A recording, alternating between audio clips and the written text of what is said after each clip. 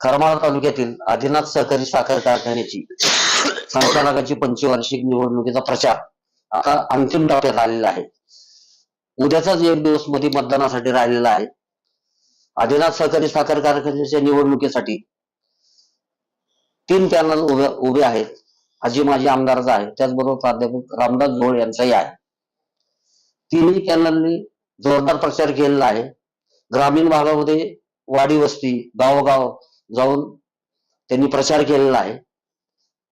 Corner सभा घेतलेल्या आहेत, मतदाराशी थेट संपर्कही केलेला आहे आणि रात्रीच्या वेळेला त्यांनी सभाही घेतलेल्या आहेत. या सभेमधून एकमेकावर आरोप प्रत्यारोप झाले, खालच्या पातळीवर पर्यंत प्रचार झाले. त्याचबरोबर निवडणूक रंगात आलेली आहे.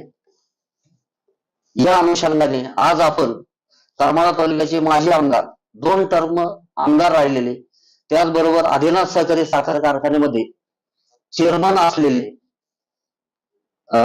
जयवंतराव जगताप उर्फ भाऊ यांची आज आपण मुलाखत घेणार आहोत. त्यांचं वैशिष्ट्य म्हणजे असं की ज्यावेळेस आदिनाथ सहकारी साखर कारखान्यामध्ये ते चेअरमन होते, संपूर्ण महाराष्ट्रामध्ये ज्यावेळेस ऊसाची स्पर्धा लागली, दराची स्पर्धा लागली, त्यावेळेस भाऊंनी माझ्या कारखान्याचा ऊस दर 1 रुपया जास्तच असेल असं त्यांनी जाहीर केलेलं होतं आणि त्यावेळेस त्यांनी 1 रुपया जास्तीचा दर ऊस उत्पादकांना दिलाही. त्यावेळेस भाऊंचं पूर्ण महाराष्ट्रभर किंवा पश्चिम महाराष्ट्रात साखरपट्ट्यामध्ये त्यांचं स्वागत झालं. अशा साखर कारखान्यामध्ये अनुभव असलेले माननीय जयवंतराव जगताप भाऊ यांची आज आपण मुलाखत घेत आहोत. भाऊ, काय सांगता? न्यूज पोर्टल मध्ये आम्ही आपलं स्वागत करतो. आदिनाथ सहकारी साखर कारखान्याची निवडणूक लागलेली आहे. सुरुवातीला आपला तालुक्यातला हा प्रबळ गट म्हणून मानला जातो. कैलासवासी नामदेवराव जगताप, कैलासवासी अण्णासाहेब जगताप यांना मानणारा खूप मोठा वर्ग आजही आहे आणि त्याच योगे आपल्याला सुद्धा खूप मान सन्मान आणि एक प्रतिष्ठा आहे. आपल्या गटाशिवाय करमाळा तालुक्याचं राजकारण टिकू शकत नाही म्हणण्यापेक्षा चालू शकत नाही अशी परिस्थिती आहे. आपण ज्या बाजूला असता त्या बाजूचाच करमाळा तालुक्याला आमदार होतो ही आजपर्यंतची परंपरा आहे. आदिनाथ सहकारी साखर कारखान्याच्या निवडणुकीमध्ये भाऊ सुरुवातीला आपल्या गटाचे लोक उभे राहिलेले होते. आपण आदेशही दिलेला होता सर्व लोकांना. त्या पद्धतीने जवळजवळ एक पॅनल होईल एवढे उमेदवार आपले उभे राहिलेले होते. परंतु आपल्या आदेशानुसारच त्या सर्व लोकांनी ते विड्रॉल केले उमेदवारी. त्यानंतर आपण ह्या सहकारी साखर कारखान्याची आर्थिक परिस्थिती टंचाईची असल्यामुळं आपण एक पंचाची भूमिका या निवडणुकीत घेऊ असं आपण जाहीर पद्धतीने सर्व वार्ताहरांना सांगितलेलं होतं. परंतु असा काय प्रसंग आला की आपण पंचाची भूमिका घेणार म्हणत असताना आपण रिंगणात का होता? हा प्रश्न मला वाटतं विरोधकांनी विचारला असेल तर ते बालिश आहे. मुळामध्ये मी रिंगणामध्ये उतरलेलो नाही. तुम्ही मीडियावाले सगळीकडे फिरता. मी फक्त आदिनाथ मंदिरात आणि मी लहानपणापासून माझ्या राजकीय जीवनामध्ये येण्याआधी किंवा मी किशोर दशेत असताना, बालपणी नाही किशोर दशेत असताना आदिनाथ महाराजांच्या सेवेत किंवा ते एक माझं आराध्य दैवत आहे तिथं माझ्या भावना गुंतलेल्या. बरोबर. ज्यांना मी आमदार केलंय, नारायण आबा असतील, ज्यांना मी लोकसभेला सहकार्य केलं, धैर्यशील भैया मोहिते पाटील असतील, ह्यांनी मला ज्यावेळेस निमंत्रित केले की भाऊ तुम्ही या, त्या भागातल्या बऱ्याचशा लोकांनी सांगितले की भाऊ उद्या कारखान्याच्या पॅनलचा शुभारंभ आहे, तुम्ही या. आणि ह्या सगळ्यांचं आमंत्रण, आणि मी खूप दिवस झालतो दर्शनाला गेलो नव्हतो, त्या निमित्ताने मला दर्शनही घडे. बरोबर. म्हणून मी त्या ठिकाणी गेलो. नारळाचा ज्यावेळेस शुभारंभ झाला त्यावेळेस सुद्धा मी हे सांगितलं की माझी पहिली सभा आणि शेवटची, मी कुठल्या सभेला येणार जाणार नाही. बरोबर. त्याच्यावरती माझ्या बऱ्याचशा बाईट घेतल्या, मुलाखती घेतल्या तुम्ही. आणि आज ही इलेक्शनची रणधुमाळी पूर्ण शेवटच्या टप्प्यात आली. तरी मी तुम्हाला कुठल्या गावामध्ये, कुठल्या प्रचार सभेमध्ये, कुठल्या कार्यकर्त्याच्या घरी दिसलोय का? नाही. मी पंचाच्याच भूमिकेत आहे. आता ज्याला मी ह्यात उतरलोय, मी भाग घेतलाय, असे जे बालिश वक्तव्य आरोप करणार- करतात असे. आरोप करत असतील. कारण जुन्या इतिहासामध्ये ते छत्रपती शिवाजी महाराजांनंतर धनाजी संताची तुम्हाला माहिती. हो. त्यावेळेस मोगलाचे घोडे नदीवरती गेल्यानंतर जर घोडे पाणी पित नसतील तर त्यावेळेस ते मोगलाचे सैनिक म्हणायचे की पाण्यात काय तुला धनाजी संताची दिसतात का? तसं कदाचित त्यांची अवस्था असेल. काय मी प्रचारात उतरलो नाही. आणि मी जर प्रचारात उतरलो असतो तर हे बाहेर सुद्धा फिरले नसते किंवा मतदारांनी सुद्धा ह्यांना दारात उभं केलं नसतं. एक लक्षात घ्या, मी पॅनल तुम्ही जे बोललात टाकला, सगळ्यांनीच टाकली. तो एक राजकीय हे असतो, पद्धत असते. या अमित शहा म्हणतात तसा जुमला जुमला जुमला तो जुमला असतो. कारण मला कार्यकर्त्यांच्या जे हे आहे मनसुबे असतात किंवा जी एक त्यांची ऊर्जा असती ही सांभाळण्यासाठी करावं लागतं. इतर गोष्टी करायची का नाही करायची हा नंतरचा भाग आहे. पण आमचा पैलवान आम्ही तयार ठेवला पाहिजे की ऐन टायमाला जर आम्हाला कुणी आव्हान केलं तर आम्ही उतरणार लंगूट लावून. पण ती सिच्युएशन ज्यावेळेस झाल्यावरती सगळ्याला आदेश दिले की तुम्ही भरा, हे करू. आणि मला वाटतं अशोकराव तुम्ही होते, सगळे होते, की आपण इथं सांगितलं की बिनविरोधचा हा प्रस्ताव आहे, सगळ्यांनी एकत्र यावं. मग त्यात संजय मामा असतील, मोहिते पाटील असतील, आबा असतील, मी असेल, बागल असतील. आमचा तुमचा कुणाशीही वैयक्तिक विरोध नाही. मी कुणाचं नुकसान केलं नाही, मी कुणाची शेती हिसकावली नाही, मी कुणाचे प्रथमता लबाड्या केल्या नाही. हा, ज्या टीका टिप्पणी केल्या त्या व्यक्तिशा तुमच्यावर केल्या नाही, तुमच्या प्रवृत्तीवर केल्या. ज्या वेळेस तुमच्या शर्टवरती घाण पडल्यानंतर मी जर म्हणलो तुझा शर्ट खराब आहे तर तुम्हाला राग यायचं कारण नाही, त्या तुमच्या शर्टाला मी नावं ठेवलं, तुम्हाला वैयक्तिक ठेवलेलं नाही. तसं तुमच्या राजकारणामध्ये ज्या प्रवृत्तीने तुम्ही जाताय त्या प्रवृत्तीला मी नावं ठेवली तर तुम्ही मला शत्रू समजलं. मी आणि कुणाला शत्रू समजलेलं नाहीये. महत्वाचा मुद्दा हाच होता की सुरुवातीच्या काळामध्ये मी सांगितलं होतं की पवारांशिवाय हा कोणी चालवणार नाही, ब्रह्मदेव आला तर. बरोबर. त्यावेळेस सुद्धा आरोप प्रत्यारोप अमक्या तमक्या भानगडी झाल्या, चालवण्याचा प्रयत्न केला. आदिनाथ बचाव तुम्हाला सांगतो तो हा आला, काय ते एक बचाव ही आली, त्यात मला वाटतं डांगे, पुंडे डॉक्टर, आबा, सगळे सर्व पक्षीय लोक, सर्व लोकांना 10,000 रुपये वर्गणी मागितली, कित्येकाला उसने पासने पैसे मागितले, जे काय असेल ते असेल. त्याच्यानंतर तुम्ही प्रयत्न केला, हा कारखाना सहकार तत्वावरला आम्ही दुसऱ्याला जाऊन देणार नाही. वास्तविक ही काय खाजगी प्रॉपर्टी नाही की मी त्याला हे देऊन घेणार नाही, मी ते त्याला देऊन देणार. खऱ्या अर्थाने जर तुम्हाला शेतकऱ्याला जर न्याय द्यायचा होता, सहानुभूती त्याची घ्यायची होती, त्याच्या प्रपंचाबद्दल जर तुम्हाला ह्या कळकळी असत्या काय, तर हा मुद्दा मांडायची गरजच नाही की कारखाना चालाय. पण तुमच्या हातात असताना सुद्धा कारखाना कुणाचं नाव घेण्यापेक्षा, कुणाच्या भावना दुखवण्यापेक्षा 15-20 वर्ष तुमच्या हातात होता. बरोबर. ज्यांच्या हातात होता त्यांनीच पवारांना निमंत्रित केलं की आम्ही असमर्थ आहोत. ज्यांच्या हातात नव्हता त्यांनी सांगितलं आम्ही बाहेर जाऊन देणार नाही. बरं, जागा उचलून नेली नसती, कारखाना उचलून नेला नसता, फक्त पिरियड होता 15 का 25. काय सहकार कारखाना कागदपत्री असा देता आला नसता, करारनाम्याप्रमाणे तो गेला असता. बरोबर.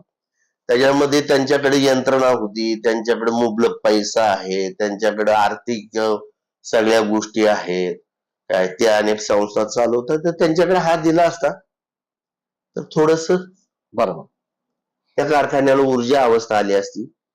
त्या कारखान्याच्या सगळ्या ह्या गोष्टीतनं तुम्हाला सांगतो शेतकऱ्याला बी न्याय मिळाला असता दोन पैसे चांगले मिळाले असते त्याचाही प्रपंच तुम्हाला सांगतो म्हणजे आनंद बारामती अग्रोला दिला असता तर. गेला असता. तर त्यावेळेस माझ्यावर टीका टिप्पणी झाली, असं झालं तसं झालं. महाराष्ट्राचे मुख्यमंत्री आले, तुमचे ते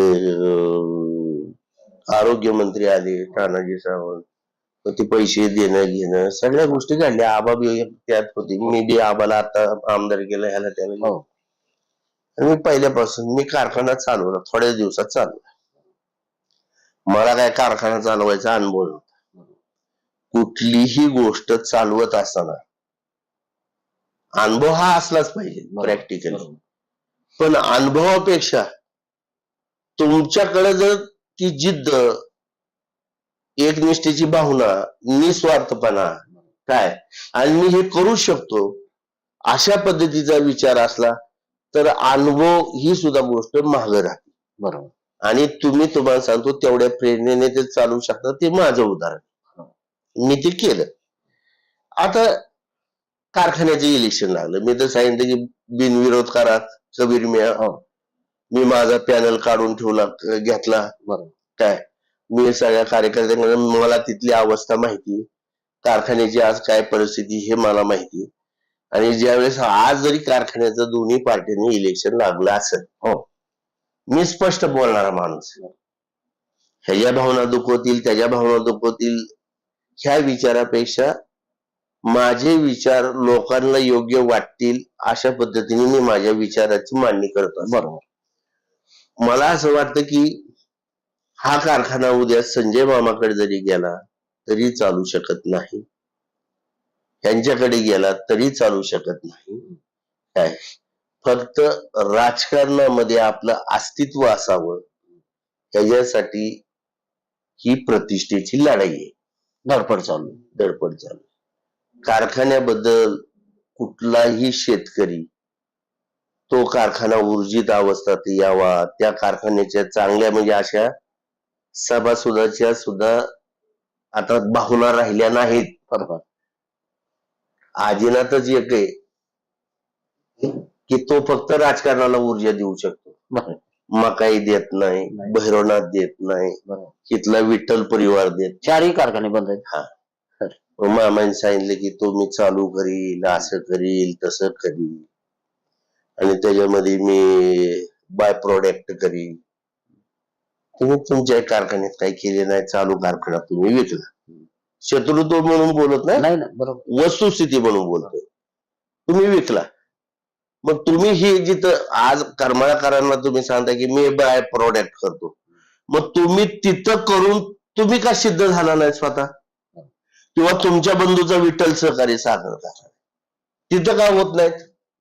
परवा एक क्लिप मी ऐकली, एक माणूस म्हणला की बाबा जर वजन करून त्या कारखान्यावर जर ट्रॅक्टर नेला तर ट्रॅक्टरला ड्रायव्हरला मारहाण होती. तुम्ही बघितली का ती क्लिप ह्याच्यात आहे आणि व्हॉट्सअप मध्ये. मला काय म्हणायचं, तुम्ही राजकारण करता काय? आजपर्यंत ह्या तालुक्यामध्ये मला एक गंमत वाटते, मतदाराला लोकांना सुद्धा आखलीचा भाग आहे का नाही कुणाला माहिती. तुम्हाला सांगतो, जे आता तुम्हाला सांगतो गुळवे असतील, आमच्या शेतकऱ्यांचा ऊस घेऊन जातोय, शेतकऱ्यांचा आम्ही याव करतोय त्याव करतोय. अरे तुम्ही उपकार करता काय? 12 महिने 18 काळ तुम्हाला सांगतो, रात्री 2ला लाईट येते, 1ला येते, भरण्यावर जातोय, संपदंश होतोय, सगळ्या भानगड्या होत्यात. अशोक, तूही शेतकरी, आज तुम्हाला सांगतो रानामध्ये नांगरट करून सरी वाढण्यापासून ऊस कारखान्याला जाईपर्यंत शेतकऱ्याच्या किती प्रक्रिया आहेत. आणि ह्या प्रक्रियेमधनं आम्ही ज्यावेळेस तुमच्या हातापाया पडून आमचा ऊस देतो, मग ऊस देताना असं नाहीये की बाबा तुम्हाला त्याचा काहीच उपयोग नाही, त्यातनं तुम्हाला काहीच उत्पन्न नाही, पण आमच्या हितासाठी तुम्ही घेताय. तुमचे बंगले, गाड्या, इस्टेट, प्रॉपर्टी कबीर आमच्या ऊसावरच आहे ना. पण दाखवताना असं तुम्ही दाखवता की आम्ही तुझा ऊस देतोय, म्हणजे तुझं बघ ह्या होईल त्या होईल. मग शेतकरी ह्याला कंटाळून किळीकडे गेला ना. बरोबर. आणि आता उद्या हे तिथे गेल्यानंतर शेतकरी प्रत्येक जण म्हणणार आहे घ्या केळं. बरं, काय म्हणणार आहे? घ्या केळं. तर आता ह्या गोष्टी पूर्वीसारख्या राहिल्या नाहीत. आणि केळीला भाव, आणि 15 वर्ष तुम्हाला सांगतो केळीला, 15-20 वर्ष केळीला दिवस चांगलेत. आज तुम्ही बघताय जागतिक टीव्हीवर याच्यावर युक्रेन, रूस, इराक, इराण, बगदाद मागणी वाढली. नाही ह्या ठिकाणी युद्धजन्य परिस्थिती, बऱ्याच देशामध्ये अन्नधान्याची टंचाई आहे. तुम्हाला सांगतो आपल्या भारतातलीच बरीचशी निर्यात होणारी केळी तुम्हाला सांगतो तिथल्या लोकांना जगवती. बरोबर. साखरेच्या ह्याच्यामध्ये तुम्हाला सांगतो ऊसामध्ये आतापर्यंत ऊस सारख्यात गेला नाही आमचा शेतकरीच गेला. 10 रुपयांनी जरी केळी गेली तर किलो 10 रुपये आणि ऊस 2 रुपये 80 पैसे. पैसे दे आता 2 वर्षांनी. केळीचे पैसे तुम्हाला सांगतो बागामध्येच तुम्हाला सांगतो कंटेनर भरला की शेतकऱ्यांमधून. मग आता हे मी सांगण्यापेक्षा शेतकऱ्याला सुद्धा त्याचं हित कळतं ना, हे मी सांगायची गरज नाहीये. ह्या गोष्टी लक्षात घ्या. तर हा जो फारसा चाललाय ना की आम्ही ह्याव करू त्याव करू, मला कुणाबद्दल काय करायचं नाहीये. आजीनाथ हाय असाच राहणार आहे. त्यांना फक्त त्यांच्या तालुक्यात स्थान नाहीये, त्यांना कुठेतरी हिथं पायरावायचे म्हणून ते आजीनाथच्या इलेक्शन मध्ये उतरले. पण आता पोझिशन अशी भाऊ की आपला जगताप गट हा तालुक्यातला महत्वपूर्ण गट आहे आणि सगळ्यांचंच लक्ष तुमच्या भूमिकेकडे आहे. मग आता ह्या पोझिशन मध्ये आता मतदान तर 2 दिवसावर आलेलं आहे. हो. आता आपली काय भूमिका असणार आहे? पंचाची मी तर आधीच सांगितलं ते. बरोबर. पंचाची तुम्हाला मी दिसलो का ह्याला मतदान द्या नाही. त्याला मतदान द्या असं बोललेलं दिसतो का अशोकराव? कधी असं कॉर्नर मिटिंग घेतल्यात लोकांना सांगितलं? माझ्या लोकांना जे माझ्यावरती निष्ठा ठेवतात, माझ्या बरोबर ज्यांचा संवाद आहे किंवा ज्यांना माझ्या नेतृत्वावर विश्वास आहे, बहुच्या मनात काय ते सगळं त्यांना कळतं. बरोबर. आम्हाला सांगायची गरज नाही. बरोबर. तुमचे एकनिष्ठ कार्यकर्ते आहेत आणि त्यांना माहिती काय जे असेल ते आणि आवाहन करायचं. आणि तुम्हाला राजकारण करायला अनेक क्षेत्र आहेत हो. आज तालुक्यामध्ये आदिनाथ वरती चाललेल्या टीका टिप्पणी तुम्ही मागाशी म्हणले इतके रणधुमाळी का हो, आता तालुक्यात सगळीकडे दिल्लीपासून गल्लीपर्यंत सर्वसामान्यांचे, मतदारांचे, शेतकऱ्यांचे, उपेक्षित समाजाचे, तुम्हाला सांगतो बेरोजगारांचे, सुशिक्षित बेरोजगारांचे अनेक समस्या, अनेक तुम्हाला सांगतो प्रश्न तुमच्या पुढे, त्याच्यावर कुणीच चर्चा करायला तयार नाही. बरोबर. उठलं की सुटलं कारखाना, उठलं की सुटलं आमदारकी, उठलं की सुटलं खासदारकी. मला एक कळत नाही की बाबा लोकांसाठी तुम्ही काय करताय. तुम्ही तुमचे एक दुसऱ्यावरती केलेले आरोपच लोकांच्या पुढे मांडताय. बरोबर. लोकांसाठी आम्ही काय करणार आहे? तुम्ही ज्यांचं मत घेऊन त्या ठिकाणी जाताय काय त्या मतदारासाठी मी असं करत असं एकही वाक्य कुणाच्या तोंडातून नाही. बरोबर. अशा पद्धतीने ही राजकारणाची दिशा आहे आणि भविष्यात तुम्हाला सांगतो हे जे परिणाम अतिशय वाईट होणार. तर ह्याला जोडूनच एक प्रश्न असा होता की आपला विषय झाला बारामती अॅग्रोने हा कारखाना ताब्यात घेण्यासाठी करार केलेला होता. हो. परंतु भाऊ त्यांनी जवळजवळ 2 वर्ष लावली ही ताब्यात घेण्यासाठी. त्याच्यामुळे लोक कंटाळले, तो कारखाना बंद राहिला आणि त्याच्यामुळे बाकीच्या लोकांचा शिरकाव झाला.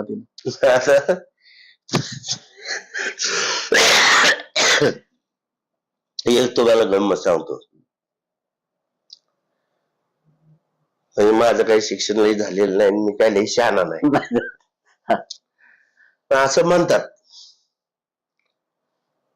की 2 शहाणे जर एका तरी ठिकाणी आले तर त्या ठिकाणचं कुठलंही काम किंवा विकास हा होतच नाही. बरोबर. होतच नाही. कारण त्या दोघांच्याही मतामध्ये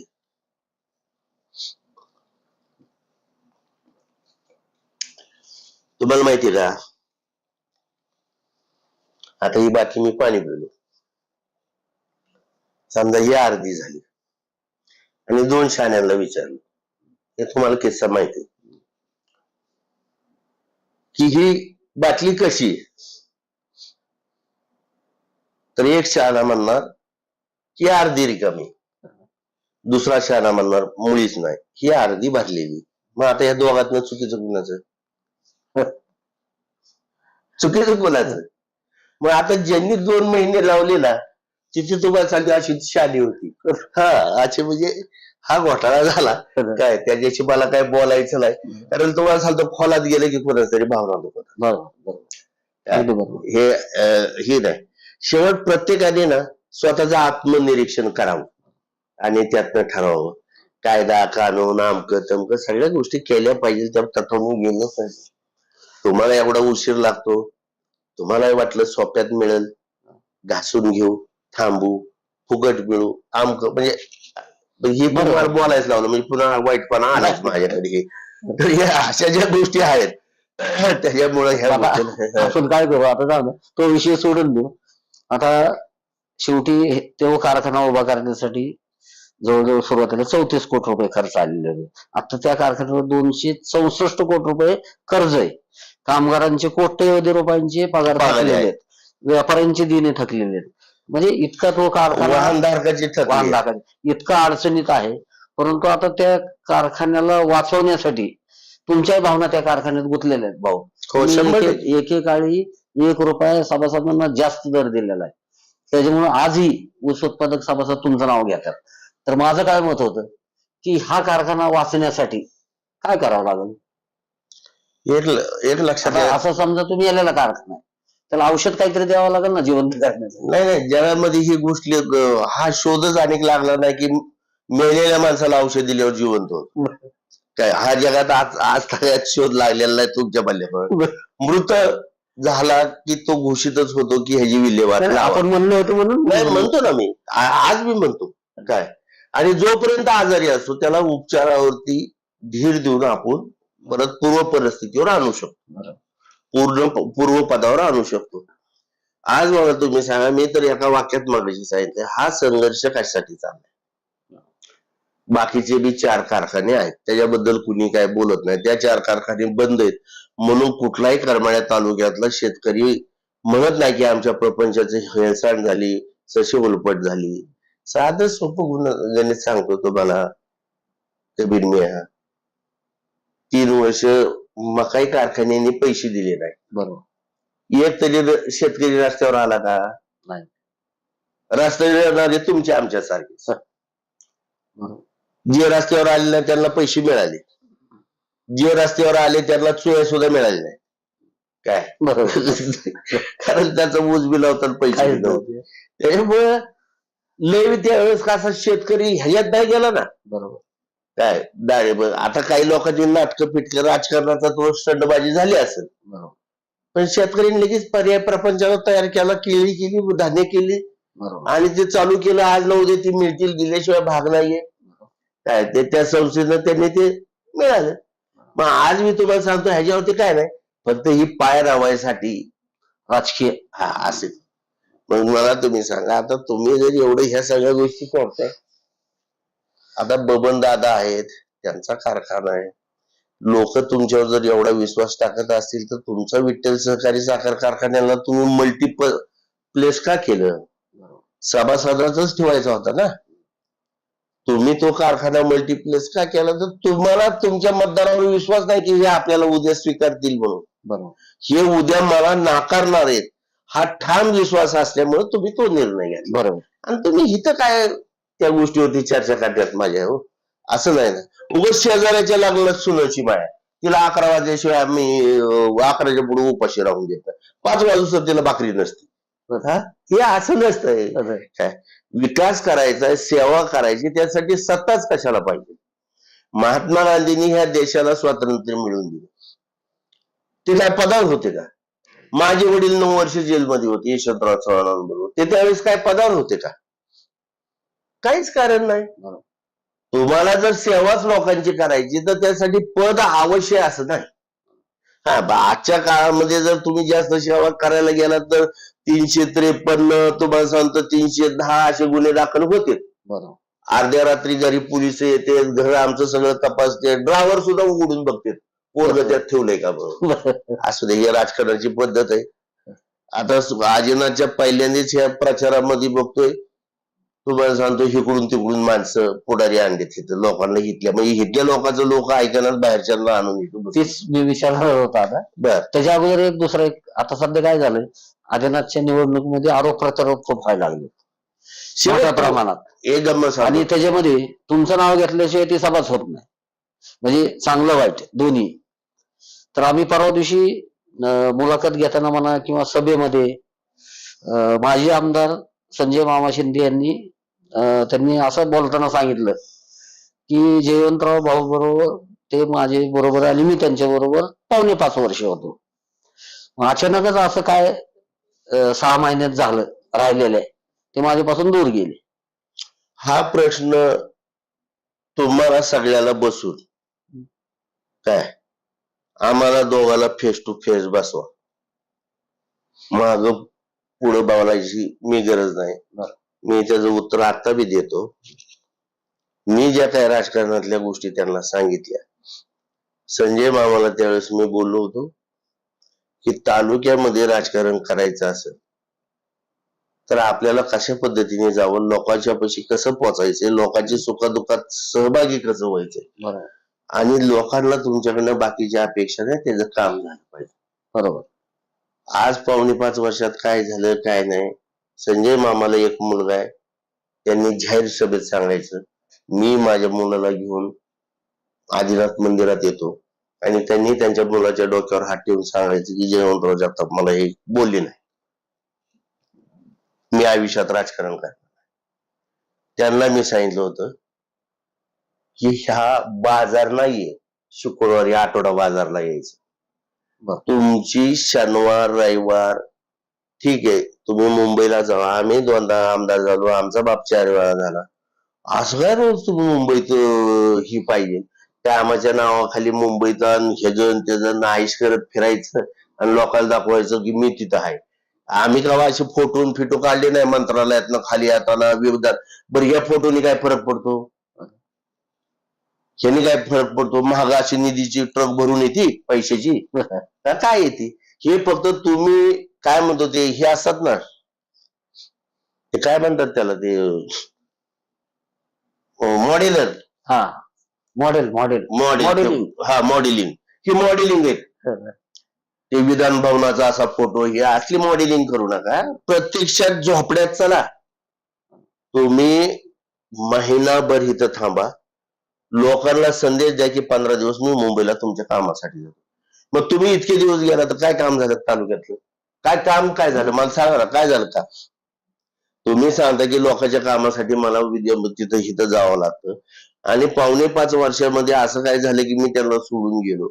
त्यांना मी हेच सांगत होतो, त्यांना मी बऱ्याच वेळा सांगितलं की 5ही जिल्हा परिषद गटामध्ये आपल्याला 6 महिन्याला जरी नाही जमलं तर वर्षातून 2 पंचायत समिती गट, 1 जिल्हा परिषद गट आपण सभा घेऊ, लोकांचे प्रश्न जाणून घेऊ, लोकांच्या अडी अडचणी जाणून घेऊ आणि लोकांना हे करू, आम सभा घेऊ.